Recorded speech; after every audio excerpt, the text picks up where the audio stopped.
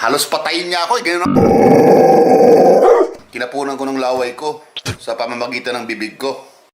Sarian. Yang gitilapan ba? Gana na ya? Primero kay suko pa siya.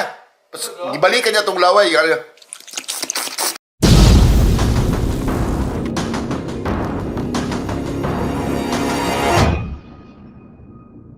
Nalaman na kung paano nawala yung kanyang wallet. May nakakita na kapitbahay. Tinawagan si mama na ang QR code ay andun sa kanila. Tapos hinatid dito. Pero wala yung wallet. Yung QR code lang. QR code! QR code! Anong niluto mo ngayon, ma? Dito na po ng saging. Fried saging. Ano yan? Kardaba yan? Oh. Uy! Diyan na pala opisina mo? 10 minutes advance ako. Malapit ka na sa kusina. Ilang malapit? Basta kusina talaga ang office niya, no? Lagi. Kusina, opisina. Mayro oray ba? Wala na nagkakawal sa koray. Glasgow lagi. Asalayan na to. Nga. Hapon. May aso kasi dito sa kapitbahay. Malapit lang sa bahay namin dyan, no? Hapon, Japanese ang mayari. Nakaasawa ng Filipina. May aso siyang pitbull. Ang laki. Tapos tuwing nadaan ako sa harap nila, sa tapat nila, sa labas. Yung aso, panay tahol ng tahol. Malakas ang tahol! Tahol ng tahol siya. Wala na no. Kasi gikuha na diha. Ha? Wala na diha. Naadihaw eh. Kasi alam mo yung mga aso, pag wala silang kasama, laging tatahol yan, di ba ma? Nag-catch ng attention. Oh. Pag nagbabark sila. Lalo na ngayon kasi wala yung amo niya, no? Tapos yung aso, iwan lang dyan. Walang nagbabantay, walang nakatira. Kumbaga, yung ano lang, katulong, isa o dalawa. Tapos on and off, sometimes andyan, sometimes wala. So wala masyadong nakakapag-alaga dun sa pitbull. Ibig sabihin, dahil wala siyang amo, need siya ng attention, need siya ng care.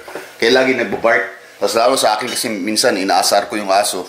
Tapos kahapon, nilapitan ko. Next labas ko, daan naman ako dyan. Kasi lagi akong dadaan dyan, hindi mo maiwasan kasi dyan ako dadaan. Pag bumibili ako ng sigarilyo at saka ibang mga bilihin o ano ba ang inuuto sa akin. Yun, hindi na siya nagbabark. Kaya ngayon. Hindi siya kumakahol. Mamaya, subukan natin.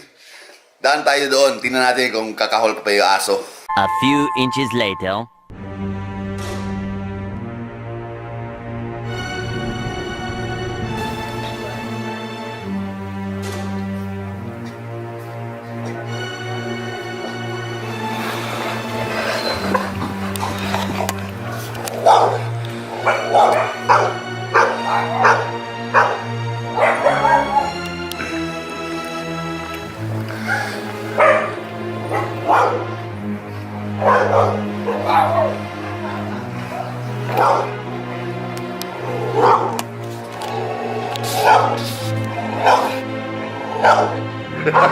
Ano ha? Hindi na nagabark.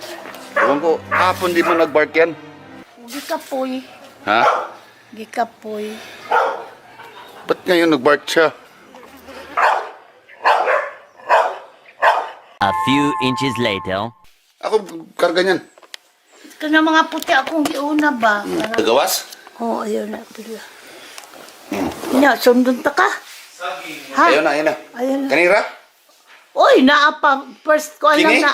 Oh, pero sige lang, iuna na to na. Ano ko na sa nina ba?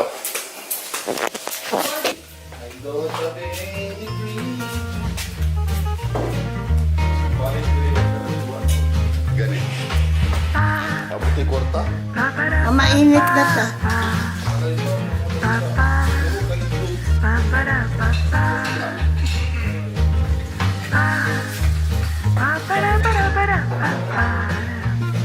A few moments later.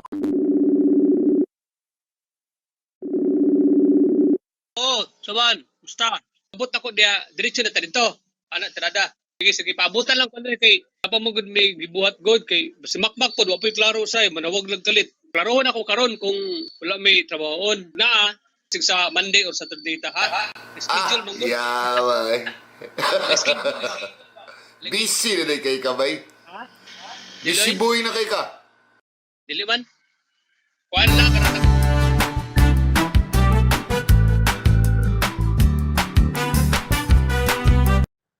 Lagi po din travel tanoy nya ang palengke sa Toril usbo na to vlog kay ato mga isda dito ng mga rare badagan break isda dito na wata kaila. Nya mamalit ta nya luto na to sa inyo ha. Karon ako nakaingon si mo ba nakalimot ko ba nga gwapo mo gid mo palit tanoy para kay Mark Wins ba.